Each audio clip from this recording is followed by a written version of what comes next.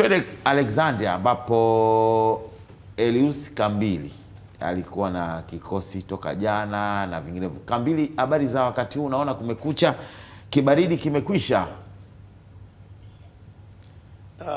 Philip, habari ni nzuri, na niseme kwamba baridi haijaisha. Baridi ni kali, unaona nyuma kule, baridi ni kali. Inabidi kidogo tujibane kidogo sehemu angalau tupate hata kile kijoto. Baridi ni kali, kwa hiyo hali kidogo ni tofauti kati ya huku Alexandria na hapo Tabata, Dar es Salaam.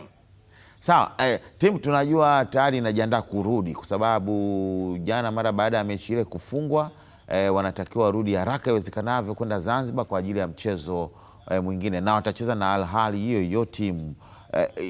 Tupe ustaarabu uko vipi wa kuanza kutoka huko, au timu tayari nyewe mnakuja nyuma?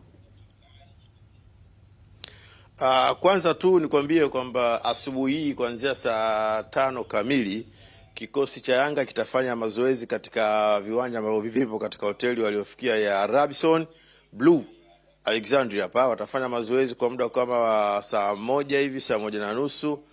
Baada ya hapo watapata chakula cha mchana saa 7, lakini saa 9:30 alasiri leo hii wataanza msafara wa kuelekea Cairo, ambapo saa 3 kamili usiku watapanda ndege kurejea Dar es Salaam, na watafika kwenye saa 10:11 hivi alfajiri ya Jumapili. Alafu watakuwa na ofu ya siku moja. Jumatatu wataendelea na mazoezi ili kuweza kujiandaa na mchezo wa marejeano, au niseme mchezo wa 4 wa kundi B wa ligi mabingwa Afrika dhidi ya Al Ahly. Kipindi ni kurasa, na moja ya story ambayo ipo hapo ni hiyo ya Yanga inasema kwamba magoli 2-0. Shida iko hapa, Waarabu watia doa ya rekodi ya miezi 4. Labda mudi iko vipi mara baada ya doa hili kutokea ya wachezaji wa Yanga na benchi kwa ujumla ya Yanga?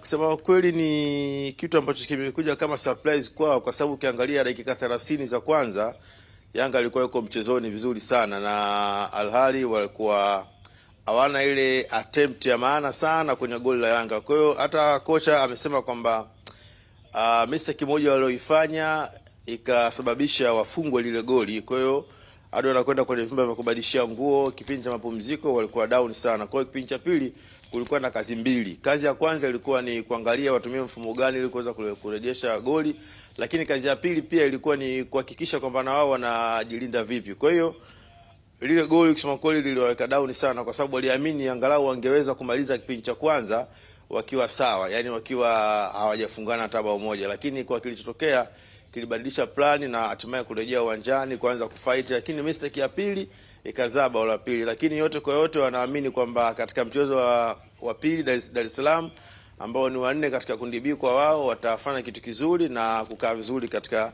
msimamo wa kundi B.